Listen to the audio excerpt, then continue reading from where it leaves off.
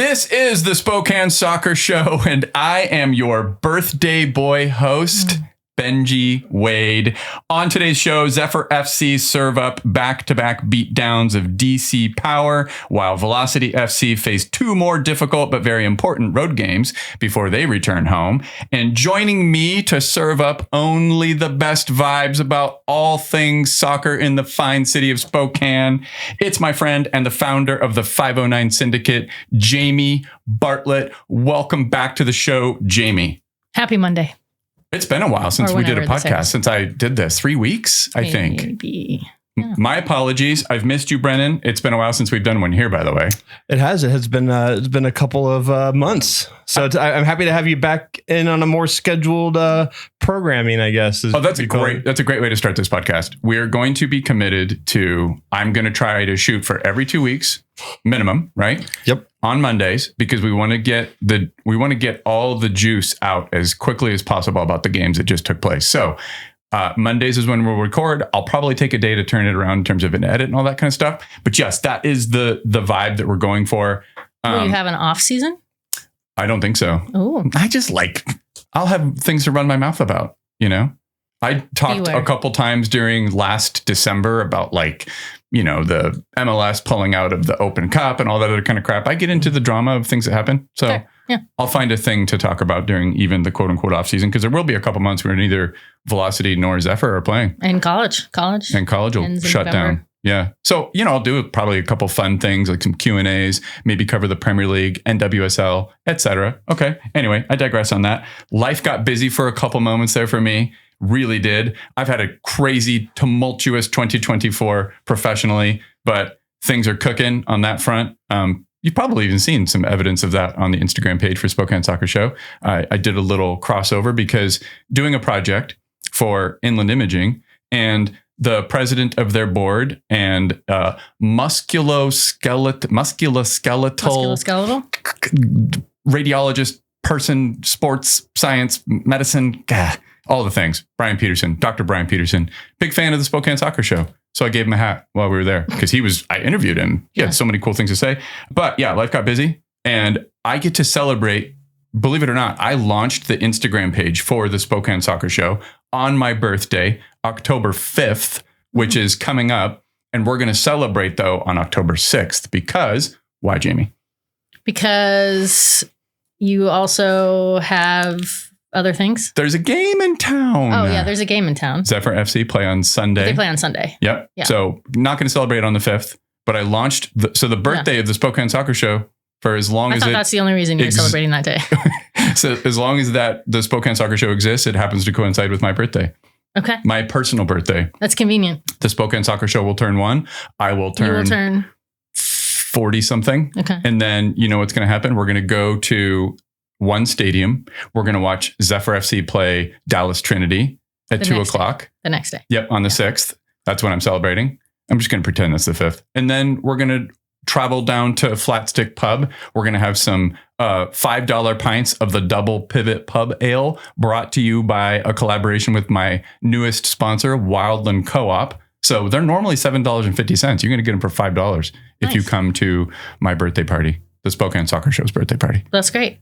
Yeah. And it's getting rave reviews. What is? The beer? Your ale. Yeah. Yeah. It's like a red amber, but a little on the what's called an ESB, which means, Brandon, testing you. He failed. Extra sour beer? Oh, close. Extra special bitter is what that means. Yeah, that makes more sense. His better. Yeah, extra. I can't do extra sour beers. I do not like sours. Anything with bitter in it, I don't enjoy. Look what I'm drinking. I'm drinking sugar. Well, the bitter part is because they use a special type of hops, which in this case is 2. I always want to say one is called Fugly, but it's not. I think it's Fuggle. Fuggle and Harlequin hops based out of the UK. Cascadia Gold Malt brought to you by 509 Malt Company. Something local folks. They're in the 9 Mile area. Anyway, so that's what we're doing. We're celebrating my birthday and the Spokane Soccer Show's first birthday. What, Brennan? How old are you? Turning 50? What is he talking about? I just said 40 something, bro. Oh, I'm sorry. I missed that point. I was what a jerk. What's wrong with this guy? Can you mute yourself? Yeah. Yeah, you're done. You don't say that to people his age. 40 something. I think I can say it. This morning, my wife did say what that age was. And then she said, he's almost 50. And I was like, what are you doing? I'm laying on the floor because I have back spasms right now. Because when it's fall, your boy gets back spasms. It's true. It's cold out today. Yeah, and it's cold out. So yeah, his bones are hurting. His bones are hurting. And it does happen. Yeah. It's not only because I'm an old boy. It's because it does happen in the fall. True. Brian Peterson, Dr. Brian Peterson, DM me, give me the science so I can let everybody know it's not just because I'm old. He's going to say it's because you're old. Well, he is. That's fine. What did you do? Tell me what happened, because you have an announcement of what you did last night. You're a little bit haggard this morning, because why? I had the Indigo Girls concert last night in Spokane. Go Spokane. I did not know they were even in town. I knew because literally every lesbian in town or person over 40 was there. Okay, tell the joke you told me via text, because it was funny. No, it might sound harsh, but I was like, if your FedEx driver is a little slow today, that's why. Because... I mean, they should know their audience, and they did not come on until like 8:30. The opener was great. She was fantastic. So it started at 7:30, but they started at 8:30, and most of it's a school night. And these are old lesbians. Like, we got to get to bed. Okay, hang on a second. I'm FedEx tired. driver was a reference, though, to our friend, right? No, I was making it as a general joke. I don't know what you were talking about, because you were like, yeah, I don't know what you were saying. This was more of a gay joke that I'm allowed to make. You're not. No, but our friend Emmy Williams. Oh, shit. I didn't even think about Emmy. Unbelievable. Yeah, sorry, Emmy. You might be tired too. I don't know if she was there, but she probably was. I thought it was because you went with Emmy. That's unbelievable. No, okay. I just generically said it as like making fun of my people. Okay, shout out Emmy. I hope you're listening to this podcast, and I know you are. So please DM me with whatever you want to say. That's back hilarious. to Jamie. I'm not trying to start a battle. No, you're not. We woke up this morning. We talked about it, and Ray reminded me that the Indigo Girl song, which I can't remember the name of it. Closer to Fine. Thank you. Was in Barbie. So we are all walking around singing it. Yeah, I actually mentioned it at the gym on Friday to someone who was under the age of 35. I was like, oh, I'm going to the Indigo Girls concert. Who? And I was like, what's wrong? I was like, oh, they had a song in the Barbie movie. They're not singing it. You know, when she's driving. Still had no idea. And I was like, wow, I'm really disappointed. And it has the most unbelievable melody that no matter how ironically that song was deployed in the movie Barbie, I still, without fail, every time that melody, it just... You got to sing it. That's what they closed out in their encore with. They knew to save it because those lesbians were going to bed otherwise. I mean, we were maybe standing, waiting. It played, it finished, we left. That's unbelievable. Yeah. That hook. What a great hook. Okay. That's a good hook. Ready for some shout outs. We have to start the Spokane Soccer Show with shout outs. That's what we do. Today is International Podcast Day, Jamie. Did you know that? I didn't. Yeah, of course you didn't. I did not know that until I don't know what happened. I think Spotify sent me some announcement and I was like, oh, wait, no better way to celebrate than going to the website and donating SpokaneSoccerShow.com. You can see a place there to have recurring donations if you want to contribute to this cause. You can also do that through Spotify. It's a little bit buried, but every one of the Spotify links has a little link to be a listener supporter. So if you'd like to do that, please do. To celebrate International Podcast Day. I'd also like to say shout out Amelia Severn, freshman. I think Amelia, I should have looked at this. I think she's from Shoreline, Washington. I think she's a Washington kid. Anyway, freshman Gonzaga midfielder. She has been exceptional in an otherwise pretty rocky season for Gonzaga, which we all predicted. If you listen to the podcast in the past, you'd know that. They dominated this game. Another goal for Amelia Severn, and they played against Oregon State, which is a pretty good team, and it's opening their WCC play. Mm-hmm. They conceded a goal from a corner, and so it was level 1-1, and then just like the unthinkable happened. They gave up 2 own goals. Olivia Lester went to make a back pass to goalkeeper Lauren Town, and she just heavy-footed it, and it was offline, and Lauren Town turns around like, what is going on here? And it's in the net. Oh. And so then it's like they're down 2-1, even though they were crushing Oregon State in this game. The XG in the first half was probably like 2.3 to 0.5. It was nuts. And then they gave up another own goal on a corner kick. And it wasn't even a corner kick. It was some type of cross. Lauren Town, son, maybe a little bit, miscue with center back, mishandles it, and it's in the back of the net. And it's like, it's 3. They're still dominating the game and they're down. And then they give up a penalty and it's 4-1. They score an equalizer late, but it didn't really matter. Shout out Paige Alexander for the second goal they scored, which was nice. Shout out Eastern Washington University women's team. 3-0. Huh? Go Eags. Go Eags, yeah. They had a 3-0 win over Sacramento State, so they improved to 6-4-2 on the season. And shout out 509 player Isabel Herting. That's a German name, I think, so I'm going to try to pronounce that. For her brace in the game. Isabel is from Selah, Washington. And if you recognize Isabel's name, do you remember her? Mm-mm. It's because she transferred from Gonzaga. She is formerly Isabel Moultrie, but she got married recently. So congrats all around, Isabel Herting, for your brace, for getting married, for transferring to Eastern. I didn't even know. She would have been on my list of players that had transferred out of last year's team if I had known she had another COVID kid. I think she had a year of eligibility left. So I have one more shout out and then I need to hear yours, Jamie. You ready? Let's go. Northern Colorado Hailstorm. They won the Jägermeister Cup. Goals for Velocity Nemesis. Nemesis, that's plural of Nemesis. Nemesis. I believe you. I'm going for it.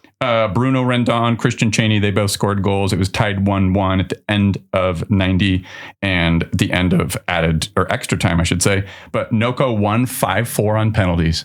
Shout out Noco, Northern Colorado Hailstorm. I heard the rumor that they might, and I don't follow. So, okay, they might not be ugly. Around a whole lot. There's some stuff. It would take this entire podcast to tell you all the ugliness that is surrounding that team right now, but it's tough. They're in dire straits in terms of the deal that was formed with their ownership group and the complex to play their games that they were building. Sounds like a mess. So they don't really have I do not think they have a venue set for this upcoming season. So rough year for NoCo. It's too bad. That's a good soccer hub. If people don't know, I was asking where the stadium, it's Windsor, Colorado. Yep. Which is basically Fort Collins. Exactly. If you don't know, Sophia Smith, U.S. women's national team players from Shout out. That area. And so there's a good hub there of soccer. It's an interesting little spot that's kind of producing some players. Totally. And they've been such a good team.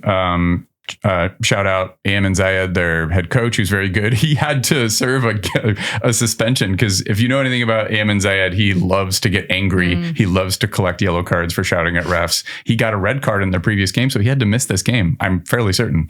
So he had to watch his team win from a television set, presumably, or probably somewhere nearby. Anyway, in disguise. Rough year for NoCo. Too much to cover on this podcast. If that team doesn't survive though, for whatever reason, which I think it's not quite known if they're going to have a team next year. Let's go get Bruno Rendon and Ethan Horde and Real Gill, please, because they've got some great players.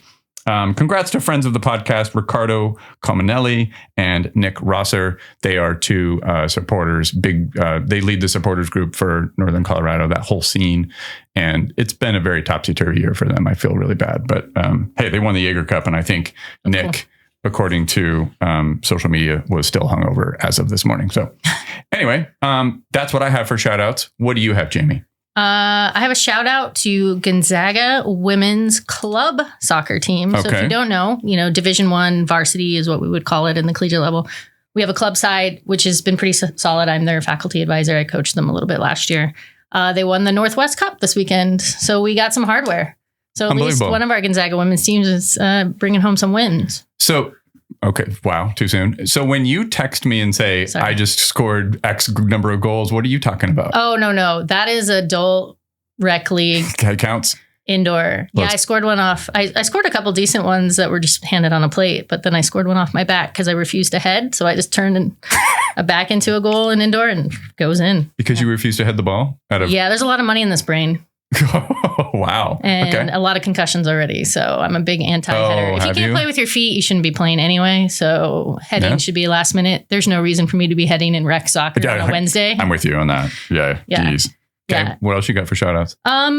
That's probably what I got for soccer, but I did want to shout out. I spent time this weekend with Parasport. Parasport Spokane is a nonprofit. They just obtained a facility out on State Line. Is an old middle school out there that they just moved into 2 weeks ago after coming back from the Paralympics in Paris. And so Parasports, if you don't know, it's basically folks who have some sort of restriction, disability, wheelchair, walker, CP, those kind of things. Movement disorders, maybe other things going on. But and so they have a whole sports program out there. I haven't seen soccer yet. But now with their new facility, I would love to get some other activity. They mostly do wheelchair basketball and other mobility stuff. But shout out to Teresa Skinner, who has been running that for a couple of decades, I want to say. And now they have this new space. And I think are going to become a really big hub with knowing in 2028 we have the Paralympics in the U.S. So I think there's going to be some exciting things in the next 4 years. Oh, that's awesome. So shout out Parasport. Yeah. What is the organization called one more time? Parasport Spokane. Let's go. Okay.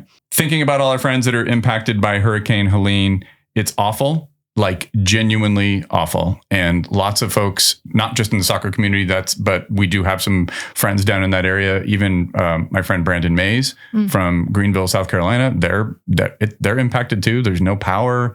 The amount of flooding is just absolutely out of control. So if you have a moment, please go to, this is vetted. I made sure that this is a legitimate organization or a website that has links to organizations where you can donate and provide relief for all the folks that have been impacted by Hurricane Helene. It's HeleneAid.com, all one word, HeleneAid.com. Okay.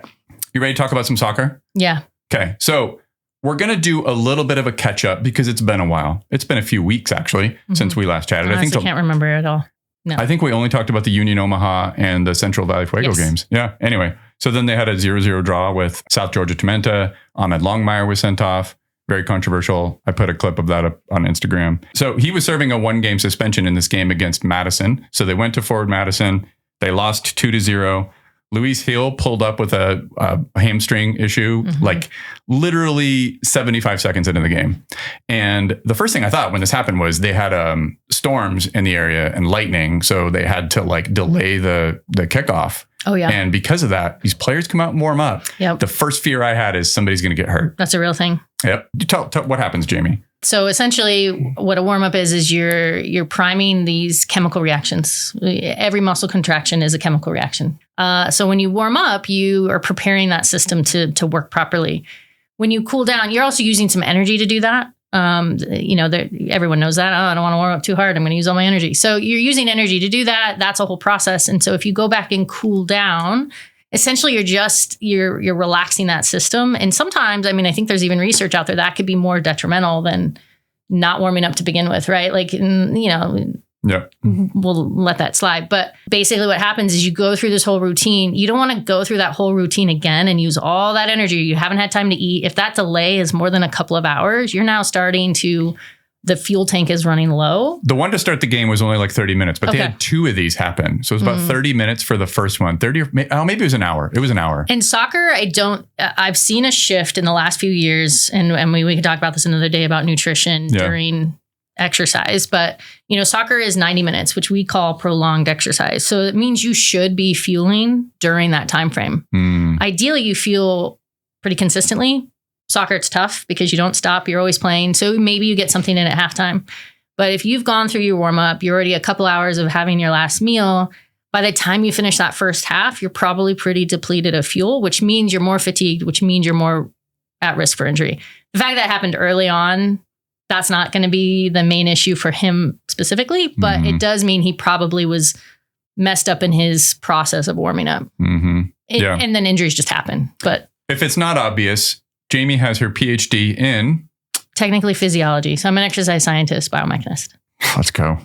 See, I don't think people knew that. They're like, oh, 509 Syndicate founder. Cool. It's like, no, rocket science stuff in that brain over there. That's why you can't head the ball. I did talk about projectile motion in class today. There you go. Yeah. And this is why you won't head the ball, because you would scramble all that knowledge that you put a decade probably plus of time. It's true. It's the only thing I have worthwhile going for me right now. So they had another delay in the game at like minute 55, and that one was like another hour. And I'm surprised nobody else got hurt. It was a horrible game. Velocity did not play particularly well. Then Masango Akale comes on to replace Luis Hill. The captain's armband goes to Colin Fernandez. Akale collects 2 yellow cards in the second half. He's sent off. So we're going to be out with another player being suspended because that's a 1-game suspension. They conceded a goal on a really wonderfully taken kick, like shot from like about 25 yards out by a midfielder, John Murphy. Crazy strike. Maybe Colin Fernandez needed to close down on that with a bit more purpose. And according to Ryan, sent me a text because it got goal of the week or whatever. He said that Colin said it took a deflection because on the path of the ball, when it's on its way into the upper 90s, like top right corner, and it was knuckling, Brooks Thompson doesn't even move. He's rooted to the spot. So that's usually an indication from a keeper that, oh, I expected it to go this way. Something happened. And I'm out. It's going to go in the net. You're like, should I dive just so I look like I tried? But I might fall on my shoulder. Yeah, exactly. Yeah. The worst. Forward Madison pressed really effectively that whole game. They made the midfield's job of playing out from the back for velocity so difficult. And we were trying to send it up the channel to Josh Doling, who was constantly the Madison team just sat on that. They were waiting for it, and they were not interested whatsoever. And it was completely ineffective. I think it's one of the worst performances from velocity that I've seen so far. Extenuating circumstances. I think the team kind of looked out of sorts the moment that Luis Hill went down injured. You can tell how your teammates react to an injury. That one seemed to startle the players because he's a bit of a keystone player, right? It's Luis Hill stirs the drink for the attacking side of that team. So let's take a quick break. When we return, we're going to catch up on all the recent performances from Zephyr FC, and we will look ahead to the upcoming games for Zephyr and Velocity. This episode of the Spokane Soccer Show is brought to you by Feast World Kitchen. If you know, you know. If you don't know, I'm about to tell you. Think authentic, mouth-watering cuisine from all over the world delivered to your mouth right here in downtown Spokane. Here's the part you might not have known. Feast is a nonprofit that effectively creates chef entrepreneurs by offering a bunch of programs where immigrants and former refugees learn career skills, earn income from their food sales, and build connections in the community. Quick sidebar, I still have daydreams about the beef sambusas and the spicy jollof rice that we had during the AFCON watch party in January. But don't take my word for it. Head down to Feast World Kitchen on 3rd Avenue, follow them on Instagram, or go to their website at feastworldkitchen.org. Okay, Jamie, we're back. Let's catch up because it's been a minute since we talked about what's going on with this team. The last game that we saw and talked about in the last podcast was actually the Brooklyn game. So there have now been technically 3 games since that time. And the first one was against Carolina Ascent. And we got thoroughly beaten in that game. I went to Silverwood. So I'm going to do a little quick story about my life. Yeah. I woke up that morning. I knew we were going to go to Silverwood. I was excited to. I've never been into an amusement park in my life. What? As somebody from Alaska, where do you go to an amusement park? You know what I mean? I don't know. See? Don't you have something inside? So here's the thing. Minnesota can do it. You can do it. I'm from Alaska where they have none of that. There's a thing called permafrost, especially in the middle of Alaska. They're not putting roller coasters up in there. I mean, that's fair. I don't necessarily want them there, but yeah. It's an odd statement. It's like people who haven't seen Star Wars. If they had built one, I wouldn't have gotten on it. I'll tell you that. And then I went to film school in Montana. And so I didn't have a chance. And I was a poor kid growing up. So we didn't go to Disney World or fair. What is the one, the Universal Studios and any of that stuff. So This was my first experience and it was super, super fun. Okay. Have you been to Silverwood? I haven't. I think I'm supposed to go in a couple of weeks for Scarywood.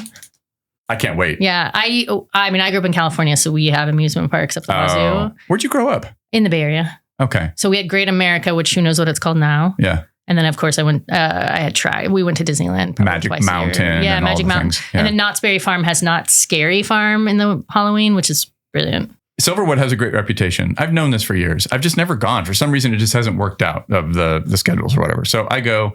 I started off with the baby rides, and I'm like, I kind of scaffolded my way toward the hardcore stuff. I started off on the log ride, which is basically nothing to it. And it's like me and some 3-year-olds. Wait, did you never go to a fair and a carnival rides either? I've done those and I've never had a problem with them. So I thought I'd be fine. And I was. So then I did the corkscrew, which is one where you go upside down. It's very short. Yeah. But then we finished by doing the one called the Stunt Pilot, which is brand new. It was so unbelievably fun. And you go basically straight up into the sky and then straight down. Love it. Right at the beginning. Those are my favorite. Oh, and I loved it. Yeah.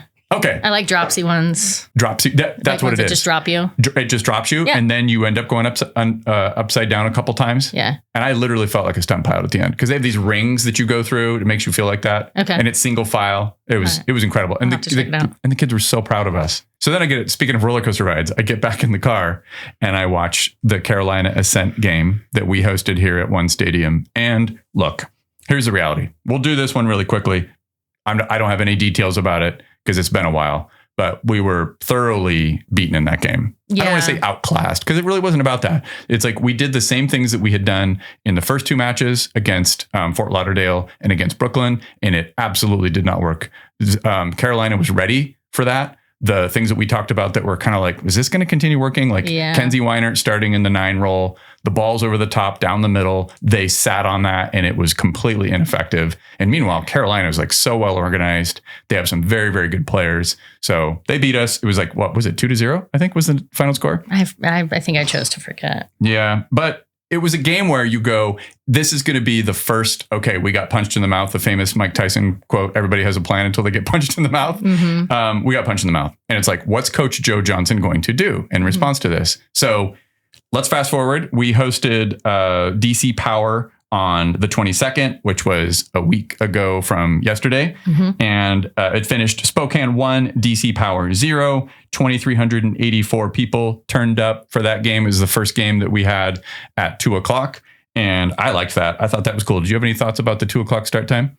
I think it was better for parents with the whole Sunday night thing, but you still run into a lot of these parents are soccer parents. Yep. And so I knew a number of folks who weren't there because their own kids' stuff tends to happen in the middle of the day. Totally. The one thing we have not been able to test out is whether or not if they didn't have back-to-back games with Velocity on Saturday and Zephyr on Sunday and there was an evening game, but they changed this league-wide. I don't think I realized that. It wasn't just us. No, it wasn't just us. No, so I think there were... Ryan had mentioned something that this was coming. It wasn't... Okay. And someone was like, way to go, podcast. Yeah. And we don't have that power. And the 509 Syndicate doesn't have that power. And this is a larger thing. Apparently, nor does our market. It's the whole market. The whole Super League changed to the 2 p.m. start time. Yeah. I was sitting next to Marley Canales, Sarah Clark, and Emma Jaskinik's partners / husband. Family. Yeah, totally. Yeah. Or fiance, I guess. I think Sarah Clark is recently engaged. Shout out.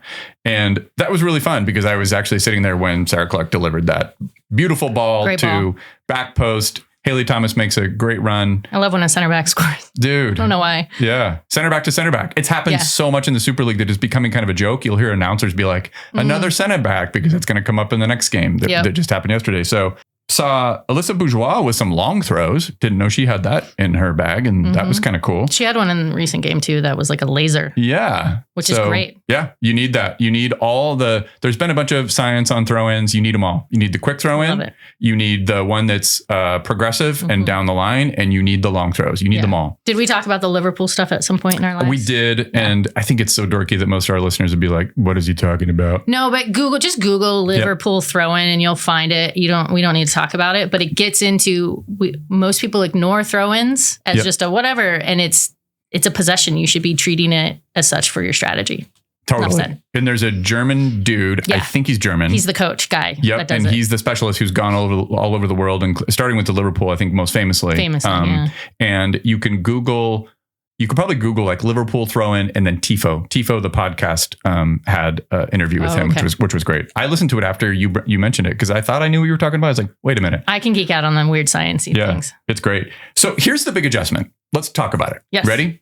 Let's go. Joe Johnson, this is the 2 big adjustments she made. She might have made another one that I can't quite remember, but she did another, let's turn a winger and a midfielder, convert them into a fullback because Taryn Reese started on the left as a left wing back.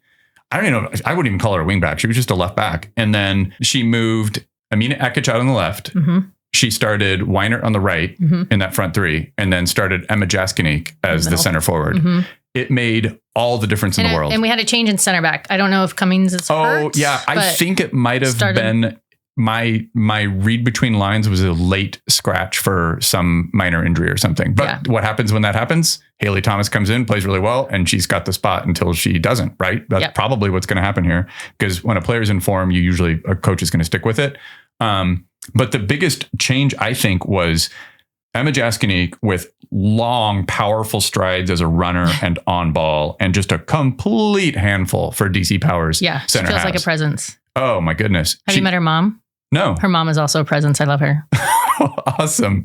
You can feel the apple didn't fall far. Okay. Personality wise. Where'd you meet her? Shout out Carrie is her name. But yeah, 9 duels won, 6 aerial duels won. Like she was an absolute handful. She would also, I asked her about this after the game. She would drop her shoulder and play in behind too. Like she was those Midwesterners, they're not afraid of body slam. Oh my dude, she is such a physical player. Hockey. Because I coach, so I lived in Minnesota for 2 years, and many of my girls played hockey, and I loved it. These were, especially coaching U12, U14, it's hard to teach aggression, those kind of things. Yep. But also their understanding of triangles, fantastic. They learn it much earlier in hockey than they do in soccer. And their presence on the field, that physicality that sometimes does lack on the women's side, they freaking get it. She's a super physical player. She also is, as she talked about, that she's been both a midfielder and forward. I think that the forward turn was late in her career playing for Wisconsin, University of Wisconsin. So, she was fantastic. Sarah Clark on set pieces was another revelation. Her delivery of a ball is fantastic. So may that continue. And it did even into the second game, which we'll get into. Taryn Reese is yet another converted winger playing fullback. She did so at a very high level, I thought. She was excellent stopping the counterattack from DC as well, because I think that's where they wanted to play the ball was Jorian Bockham, who's their best player. Shout out. She's a Buffalo. Oh, is she? She's from my, So okay. I have a place for her in my heart. She's got a little chip on her shoulder, but she's a Buff. Go Buffs. So yeah, she did a great job. Taryn Reese did in shutting down that attack from that they wanted to play a counterattack. I got to be honest with you. And this is just a note I'm going to provide on both of the games.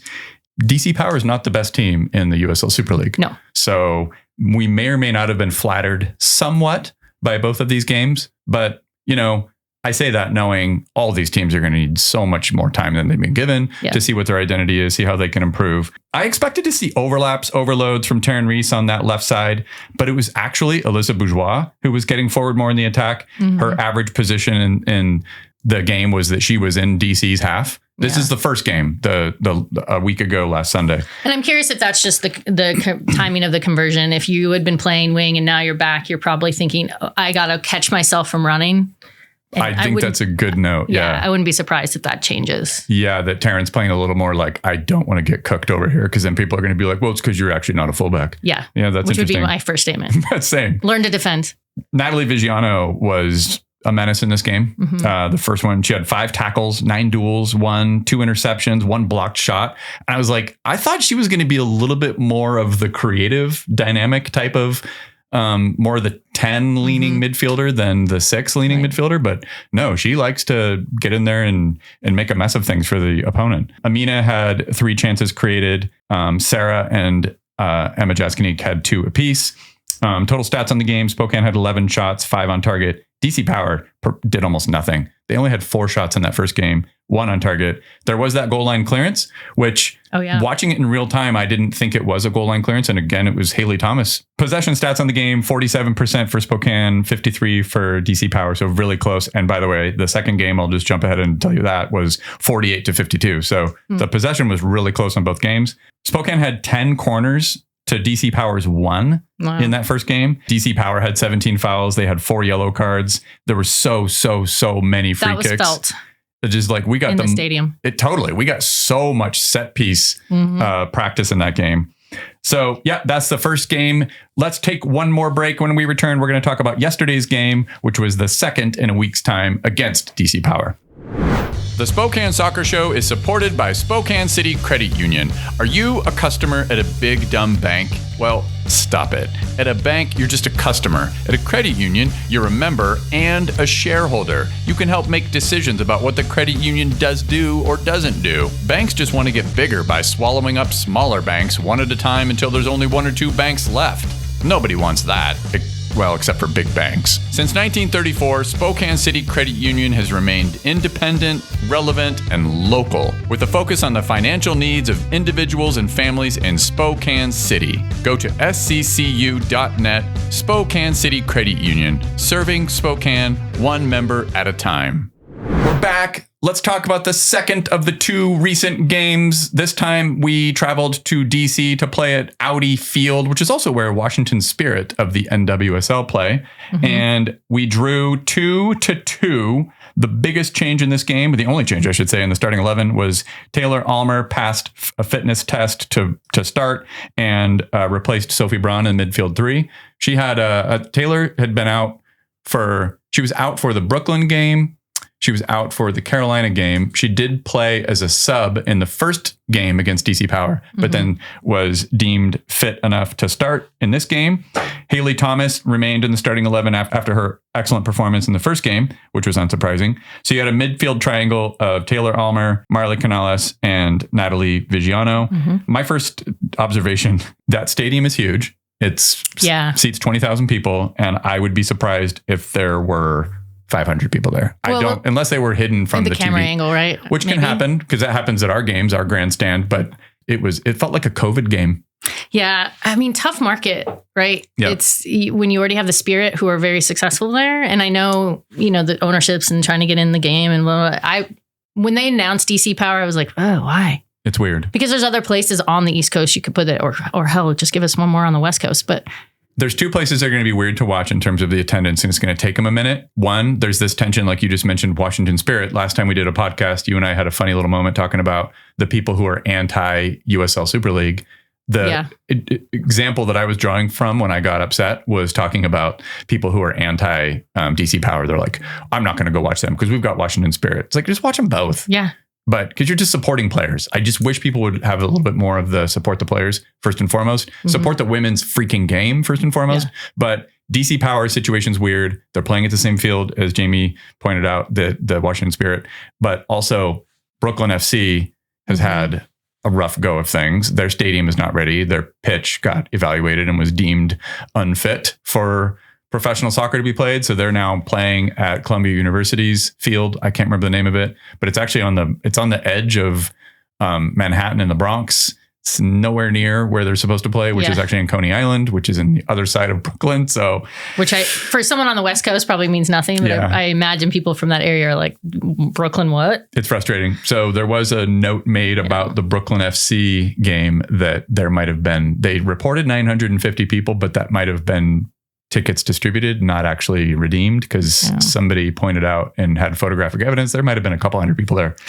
Yeah, and they're competing. You got in that market, you have Gotham, who's been quite successful and has a lot of really high name folks. So if you're spending your dollars and time, that's probably the game you're going to go to. Yep. Anyway, do you have any general observations you want to make about this, or do you just want to get into the blow by blow of the game? I mean, we should have won, but Absolutely. That said, coming back, being down twice, I think does say a lot about a team, no matter what the circumstances. So, however the goals were scored against, the fact that you can come back from that, because once you get a goal score against, you have to rethink your strategy and your approach. And they didn't seem to change. They just kept firing. And I like that. Completely agree. That they just kept hammering and goals came in. We should have had more, but they didn't change anything. In fact, and if they did anything, I would just say that they're already pretty formidable advantage and intensity just increased, because the second half was the pace of the second half was blistering. Mm-hmm. I could not believe the first 15 minutes in particular after the restart. Mm-hmm.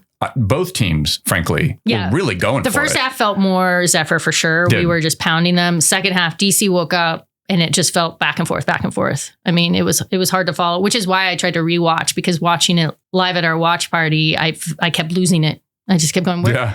Who has the ball? Oh, it's another recovery. Yeah. Oh, who has the ball? So there's a similarity to this game and the game that Gonzaga actually lost 4-2, where it was like they thoroughly outplayed Oregon State for all but probably 15 minutes of that game and lost 4-2. Yeah, sometimes the ball doesn't go where you want. That's it. 2 own goals and conceding a penalty. I think this game was similar. We conceded 2 penalties. We hit the post within seconds. 3 times. 3 times. 3 times in the game, but 2 times back to back. Yeah, it's crazy. That's in the second minute, there's something that happened in this game which predicted so much of what was going to happen throughout the game, which is a long ball down the right channel for Kenzie Weiner. Sarah Clark just looks up and sends it down that right channel, knowing that Weinert's got so much pace that she's going to get on the end of it. And DC was giving it to us, so why wouldn't you do it? They were, because they were playing with a pretty narrow back three. So they started with 3 center backs, okay? Mm-hmm.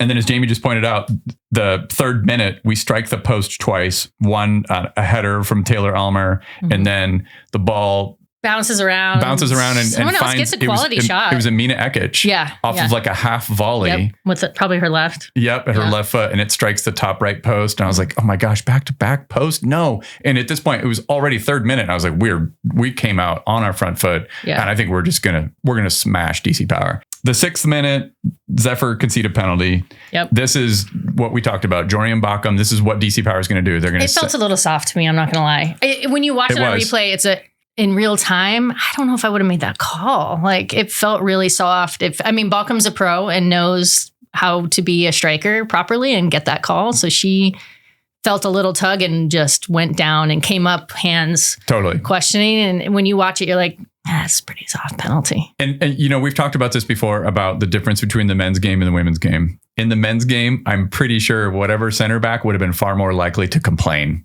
But Haley Thomas did the yeah. I almost kind of like she knew that Jorian Bauckham is a pro and was going to go down with that amount of contact. Yep. The sad part is that Izzy Nino had already come off her line and was going to clean it up. Yes. That was so frustrating. Honestly, you were asking me at one point I didn't answer you, but who I would say my player of the match. I think if Nino would have made those saves, which she was so close to making on both PKs, player of the match. I think she had a fantastic game. I think she was reading it, whether or not her defense was trusting her in that moment, but she was ready. She seemed ready for that game. And she had a shot in the 39th minute, I believe it was, that was taken by Madison Wolfbauer, the center back who scored on both of those penalties. Yeah. She cracked it from probably 32 yards out. Mm-hmm. And it was knuckling and it was headed left for the far post. Totally. And Izzy Nino stretches out, puts two hands on it, and it skims over the bar. Yeah, it was going in. It was going in. No question. It was going to be a top shelf goal. It was incredible. So I agree with you. Izzy Nino had a great game. And just I got to keep comparing to the Gonzaga game. Lauren Town, so they concede a penalty. Hannah Gray takes a bite out of a Oregon State player. They concede a penalty. Lauren Town guesses right, does the splits, but it's off of her foot and it goes in. Yeah. But she guessed right. She did everything right and it goes in. Yeah. Izzy Nino on both penalties. Yeah. And after the game, I love the way that these players talk in the USL Super League, these women's players. Madison Wolfbauer interviewed after the game and she's like, yeah, those were not my best penalties ever. Yeah. She's like, all week in training, I was doing great. I buried them all. And those were two of my worst penalties, but they weren't that well taken, but they were taken powerfully. And it's why when you're coaching someone, you're like, at the very least, put it on frame and hit it hard. That's all you need to do. 100%. Okay. I have to shout out a moment. Minute 15. This was just an incredible play. Okay. Shout out Alyssa Bourgeois. DC, as so many times in both of these games, they're trying to build out from the back and they're not doing so very competently. Mm-hmm. But admittedly, Spokane's doing the right things. Left wing back, Katrina Guillou for DC Power. She's playing a pass to the feet of midfielder Anna Bagley on the left. Bagley's first touch lets her down a bit, but it's really that Bourgeois is looking for that second ball. She's right there to not only take the ball from that bad touch, but she catches both Guillou and midfielder Caitlin Duong, who's probably their best player. Yeah. She'd been out early in the season, I think. And she's got she leads the league, I think, in chances created. She's a really, really good midfielder. She's a baller. But they were both ball watching when Bourgeois gets the ball. So she's like, thank you very much. She just sprints into midfield, which Bourgeois is doing this over and over again. Mm-hmm. When she inverts, when she tucks in, when she goes into space in the midfield, she does so with so much purpose, drives right at DC, finds Ekic on the left side of the box with a perfect weighted pass. Okay. Ekic takes one touch, gets off a shot, but unfortunately it's deflected by one of the defenders, the other, the right side of the back three, Claire Constant, who dives, gets a touch on the ball, but the ball struck so well. It's still headed for the goal. Yeah. But God dang it. It's still on target, but it's pushed away onto the bar. Fantastic save by DC's keeper, whose name is going to come up over and over again on this podcast whenever we're talking about DC. Australian goalkeeper, Morgan Aquino. She is clearly one of the best keepers in this league. She was. She probably got hurt. It looked like she hurt her shoulder in the game. I saw that. Yeah. She dove. You could see her at the end as they were walking off. She did not look good. Mm-hmm. And she had a save towards the end of the game where she had to reach up. We will talk about that shot from Marley Canales. Yeah. Yep. And that is just guts by a goalkeeper going through pain. Yeah. Because it probably was going in. Yeah. Yeah. She's quality. She's so good. She doesn't look like much. And I say that in the kindest way I can, but she's not particularly tall. She's not particularly big. Yeah. If you saw her, you would think she's a field player. Yeah. So it's amazing the presence she has back there. I think she commands that back line pretty well too. Totally. Minute 22 is similar to the play in minute 2 where Sarah Clark's looking for Kenzie Weinert. But this time it's Taylor Almer. She receives the ball from Izzy Nino, turns, lofts the ball into space behind DC's back line.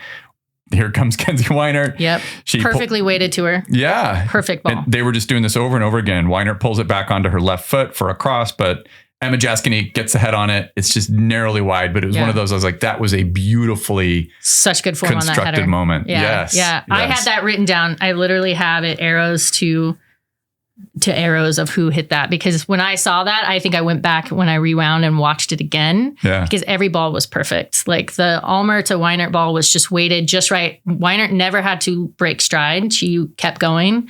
And then the ball that she put in, because she changed, what I noticed about Weinert in this game versus the previous game, she was doing the end line runs, but she was also doing the half space runs. So she she was changing it up, which you need to do. And in that one, she came into the half space. So she didn't take it end line, which means you're not giving the defense enough time to collapse down. Yep. So by stopping earlier and cutting in, they didn't have time to catch up to that ball. And then Emma was there. And I mean, it was inches. Like it was maybe a little behind her. I can't remember, but that ball was perfect. It should have gone in. The two-footedness of Kenzie Weinert is something that we're going to talk about. Not a minute later, it's Guillau's turn to get cooked by Kenzie Weinert. She beats her 1v1 to the end line, draws a foul on the edge of the box. They get a free kick. So this is the reason why Kenzie Weinert was given the player of the match from the club, because it was minute 27, another long ball to Weinert. This time it's from Marley Canales. She takes one touch. From the ball from Marley Canales, driven shot, forces a save from Aquino. But Kenzie, I think she probably should have squared the ball for that one because Ekich was trailing the play. Yeah. But it was the third time that this had worked, where they find space on the right channel. Yeah. And Kenzie Weinert exploiting it. She just has so many tools. However, I did have a thought. And I wrote a note that in minute 31, there's just too many of these long balls. Sarah Clark tried another one, but this time it's right to the keeper. And the reason I'm saying that is I wonder if opposing managers and players are just going to be like, this is very one note. It's going to get shut down in the next game that has the ability to shut it down. Yeah. Yeah. So So when we do our takeaways on this game, that's one of the things I want to ask you about. So minute 31, I think the best moment of Zephyr's press. Vigiano takes the ball from Kitty Duong, who's in the pivot, finds herself in DC's penalty area. But unfortunately, Wolfbauer is there to clean it up for DC. But it was, again, that aggression from Natalie Vigiano. I just think her work rate, she and Kenzie Weinert both have exceptional work rates like throughout their game, but especially in the transition phases and when we're looking to press, Vigiano is just everywhere. Do you want to talk about the goal? The goal that we scored from the corner kick? It was clearly, I think it was a set play, right? So it looked very purposeful because when they had a corner later, they were also going for that near post, low driven play where you're hoping to deflect it in. And I'm curious if it's because we don't necessarily have a big aerial presence. We don't have a tall person. I think especially with Sydney not starting. I know. I was thinking about that. I was like, ooh, we're lacking that. So it looks like we're purposely setting up these lower balls, which again, will become predictable. That said, it looked purposeful, but I would love to ask Ekich if she was going for the Olympico, because she curled it very intentionally towards the goal. And so if you don't know Olympico, you score on the corner, it goes right in, not touched, or at least not touched by your own player. And it was so close that when you watched it back, it was really hard to tell if it went in on its own or if someone got it. Even as we're chatting now, I'm not sure if multiple players from DC, the keeper, there was at least a defender and the keeper who could have gotten a touch on it, as well as Taylor Almer, who ended up getting credit for the goal. And Almer came out celebrating. So that's my indication that she did something. Yeah. Because she didn't come out celebrating towards Ekich, which would be like, oh my God, you scored that. Yeah. She came out celebrating. So I think she got a piece of it. And the announcer said something about the Zephyr players at first were celebrating Ekich, thinking she had scored an Olympico. Yeah. So Olympico means it goes in off of a corner. I will say this about the Olympico idea, though. Usually you're not going to go for that near post. So that's the only thing that made me think it wasn't. I'm trying to think of the times. Megan Rapinoe famously has scored it in the Olympics. And I do think it was back post. There has been an Olympico scored, I believe, by Carolina. And I can't remember the name of the player who did it. But there's been one scored for Super League already. And shout out Taylor Almer for reacting like you did, because you might have convinced the scorekeeper to give you the goal. That's true. That is true. Minute 42, another PK conceded. This time it's Natalie Vigiano. Yeah. She's flying in with her arms above her head. Way above her head. It's following a corner kick where a forward midfielder, Anna Bagley, who we mentioned earlier, she's heads the ball looking to probably flick it on back post. And Vigiano just comes. Unfortunately, her arms were completely above her head. Yeah, there was no question. You're like, ugh. Zero argument out of her. But again, Wolfbauer takes it. It's another terrible take, but Nino can't stop it. It spins across the line. It was so agonizing. Mm-hmm. I screamed an F-bomb very loudly after that one went in. Minute 50, Alyssa Bourgeois got absolutely plowed. Yeah, like a knee to the ribs. Yes, and because that stadium was so quiet, it reminded me of those closed stadium COVID games. Susanna Friedrichs from DC Power hit her with her foot, knee, something in the ribs, and you could hear Alyssa Bourgeois shout like, "Oh!" Like it was bad. But she's tough. She was clearly okay though, because 3 minutes later, great on-ball attack, simple chop dribble. She sprints into the midfield. That player is so rapid. That's one thing I just noted in this game, especially, is Alyssa Bourgeois' pace was more notable in this game than the others that I'd seen. This is a fast team. Super quick. She ends up in the midfield, sends a long ball just out of the reach of Mina Ekic. It's another moment that I just thought was effective. 70th minute. It was, again, Kenzie Weinert found in space down the right channel from a ball that was played in behind by Marla Canales. Weinert locks up this defender 1v1, takes the ball on the right side of her foot to the end line, crosses it with her right foot, and Diorio, unfortunately, for some reason, goes for a header. She goes for a header to clear it, I think. Back into the goal. But it was Aquino, to the point you made earlier about how well she commands that back line. Unfortunately, whatever she said in that moment, or maybe she didn't think that her defender would do this, it was safely headed for her arms. Like it was going to be an easy take. It wasn't a hard ball. No, it was going to be a really easy take. I'd be pretty pissed. She was so despondent. I was like, oh my gosh, that player looks like just complete despair. I do feel bad for that. Well, and she had to contend with Weinert all game. It's true. She was probably just tired. Dude, Guillou, the left midfielder Guillou had got a yellow card, I think, from trying to defend Mackenzie Weinert. Yeah. And then this left center back got picked on all game. Yeah, which is a really good strategy. Take your squirrely fastest player and just wear people out. I did some research and found a story about Kenzie Weinert because you know me, I'm obsessed with a player. Are they 2-footed? What's their favorite foot? Do they just have a great weak foot, or do I not know what their dominant foot is? And I found an article on a website called Impetus Football. And when asked if she was left or right footed, it says in this article, Weinert had to pause and think for a moment. And here's the quote from this article. Shout out Impetus Football. Growing up, my dad was very strict with using both feet. Ever since my dad instilled that in me, I feel pretty equal on both feet. I think I prefer shooting on my left, but if somebody asked me, I would say I'm right-footed. I'm thankful for my dad for making that happen. Shout out Kenzie Weinert's dad. Wow. Yeah. When was that interview? I'm curious. 2023. Okay, so not that long ago. Yeah. That's great. This is why she got the player of the match from the club. And I can completely understand. That was when you had asked me, that was my immediate thought was her. And then I was like, oh shoot, should I think more deeply and have a more nerd response of who had great passing? And no, she was murdering them on that right side all day. Ekic is great too. I think the dual lines of them just battling them it would be tough to defend. I do think it's going to get shut down. I don't think we're going to have that kind of success forever. We didn't do very much out on the left. Amina Ekic had a fairly quiet game given her capabilities. And I think this has been an issue in most of our games. I don't think we were putting the ball out there. That's right. When she got the ball, she was doing the work. Yep. Yeah. Okay. I have one last player that I want to describe, and then we'll sum up this game and talk about what our takeaways overall are on Zephyr FC right now. And it's, to me, the best play of the game. And it comes in minute 93. Oh, God. And this is a moment where this should have resulted in getting all 3 points. So, Ekic and Bourgeois playing from a deep position. They're defending against a player named Mariah Lee. Mariah Lee is the player who replaced Guillou. Guillou went out because she had a yellow card. Mm-hmm. So they're pressing Mariah Lee, and Bourgeois wins the ball.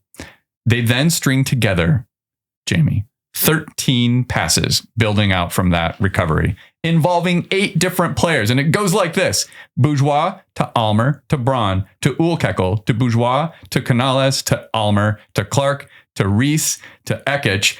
Ekic is then at the center, or she's at the corner of the box. DC Power is dizzy from all that passing. Amina Ekic crosses to the far post, finds Taryn Reese. Reese squares it for Marley Canales, whose shot is saved spectacularly by Aquino.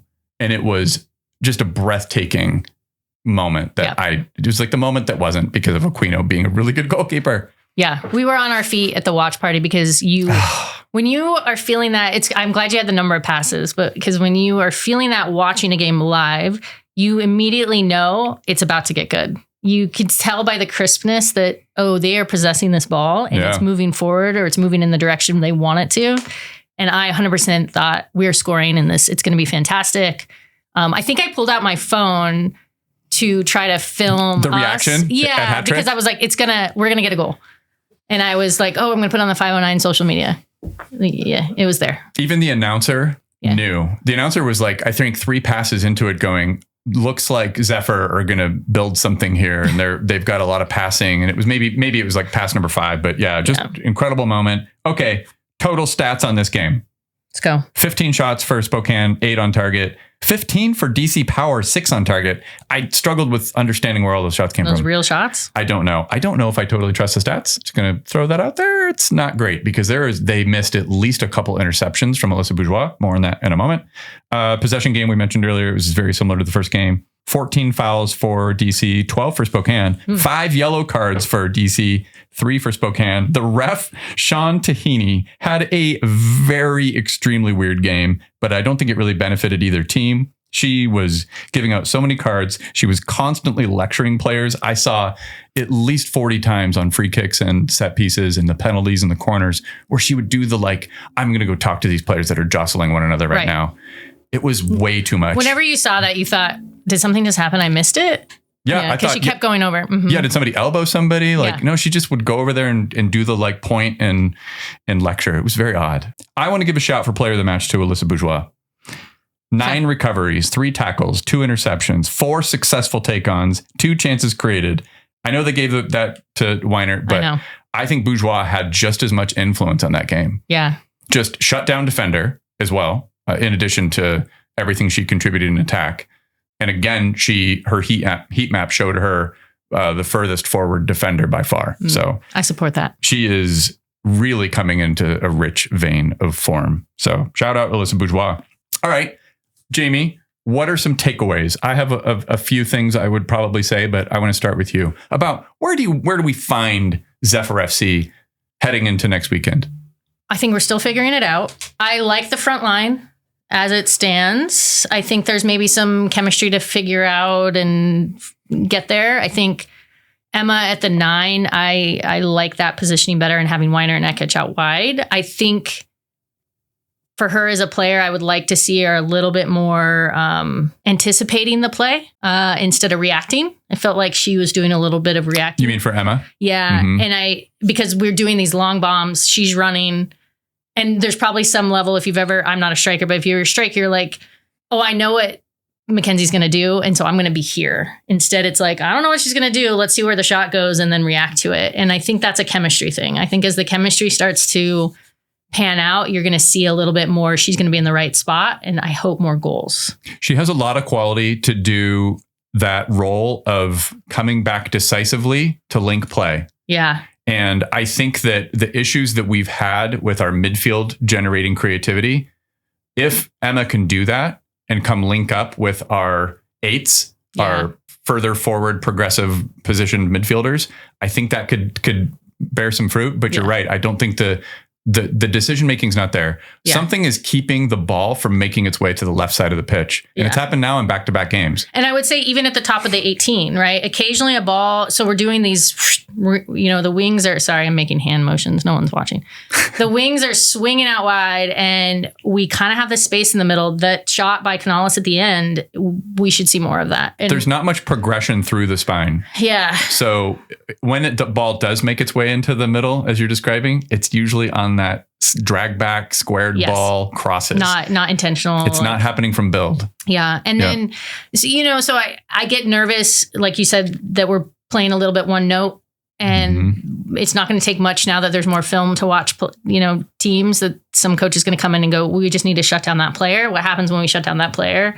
It might not look good unless we adapt. And I don't know how adaptable we are as a team yet because I haven't seen our team change and adapt to, oh, this is what the other team's doing. And not to what the other team's doing, but from game to game. From game to game. And I feel like the in the game stuff will come over time. Yeah. But the game to game, I just have to shout out Coach Joe Johnson. The response to the Carolina game was big swings, brave like decisions. These aren't like simple things to change your center forward to and bring in Emma Jaskinek, who at that point had only played midfield as a sub. Yeah, as a late sub. Yeah, and say, hey, whatever you did at Wisconsin, come do that for Spokane. Let's go. Yeah. And it was very effective. I think it's been the most effective change, even more so than Taryn Reeson as a left back, even more so than swapping Sydney Cummings for Haley Thomas. Yeah. Like, I think that those changes had incremental like impact. I still feel like this team could use one more player who can just hold on to the ball and be steady carrying it into the opponent's half. Yeah. Even Taylor still, and this is the notes that I had on her when I was looking at her tape as a college player, she still has a tendency to take one or two touches and then look to pass it. So does Marley. We don't have anybody who's just wants to grab it on that half turn and just carry the ball and let the play build from there. I actually sadly think Thais might have been that player. We'll see what Molly Rouse can do. They have these three players that just came in. I mean, we've got when are we going to see them? They reinforcements. Should be ready to go. Yep. Julian Valorand is a fullback. So we'll see if there's a shift there, and maybe Taryn Reese will be restored to playing the winger. Maybe she'll be maybe there'll be an option to come off the bench late because I do not want Kenzie Weinert to get 50 more long balls in the next few games and just be like gassed. That concerns me. I feel nervous about that. I'm really impressed with them so far. It's energy, tempo, second balls, recoveries. They've been really well organized in the last couple of games, especially defensively. I do, at the end of the game, defensively, I had some questions about the system of play when we were in our defending third. There were a couple of times it looked confused. And it's, when we're talking about commanding a back line, and I don't know who is commanding it vocally. Is it Nino? Is it one of the center backs? Because there was a couple times they were definitely zonal and not man marking. And it looked like you had sort of this stacked 2-2-2, but really compact. And it got confused, and we got really lucky. Nobody scored in those moments. I should have wrote down the minutes and who was involved. But there was a couple of times I saw a lot of our players sitting pretty vertically, and they weren't moving the space the way they should. And I think a lot of that just comes from you're playing a zonal thing, so you're not paying attention to the players, and you need someone, either that really vocal center back or really vocal keeper, to start yelling at people and get their ass out. I know exactly, space. And I wish I had a subclip of this, but I know somewhere exactly later in the game. Yes, and there were a few moments where this happened, where the 2-2-2s that you're describing, where they were just like ping-ponging headers, and it was like... It was a mess, and you felt like you were about to get scored on. I was like, oh, this is going to fall to the feet of a DC power player, and they're just going to crack it and score a goal. And we got, I think, very lucky that didn't happen. That's a really good observation. Any other notes before I talk about what happens next? Nope. Up next for Zephyr FC and Velocity FC, this Wednesday, October 2nd, Velocity travel to Union Omaha. That game is going to be 10 a.m. Yeah, we're not having a watch party. Sorry. Turn it on at work. Yeah, watch it on ESPN Plus. Questions I have: will Luis Heel be recovered from his hamstring issue? I doubt it. Ahmed Longmire is back after a 1-game suspension, but unfortunately, Masango Akale is going to be suspended for 1 game. And then Sunday, 2 p.m., One Stadium, Zephyr FC hosts Dallas Trinity. Here's what to look out for in that game. This Dallas Trinity team is very, very good. Choma Ubogagu, super experienced, one of the best players in the league. Midfielder Amber Brooks, who's massively experienced. She's played in the NWSL. She's played in Europe. Ali Thornton, same thing. She's just a goal scorer who's scored in North America. She has scored in Europe. Samantha Meza, former UNC player, drafted by Seattle Reign, but signed with Trinity. She was like a high draft pick too. So very, some very good names. Yeah, she's Amber very good. Brooks famously flipped off a crowd, if anyone remembers that. I think she played for the Spirit. Is that who she played for? I think that's right. She's the player. She got maybe fined for it because there were these memes everywhere of her just double birding the crowd. That's awesome. And I'm so here for that. And she has the Super League, I believe the Super League's first hat trick. Oh. And if I remember, I think Ali Thornton has also scored a hat trick. But that team has put up 5 or 6 goals a couple times. Yeah. That's it for the show. Thank you to my guest, Jamie Bartlett. Thank you, Brennan and Spokecast. It's so great to be back here.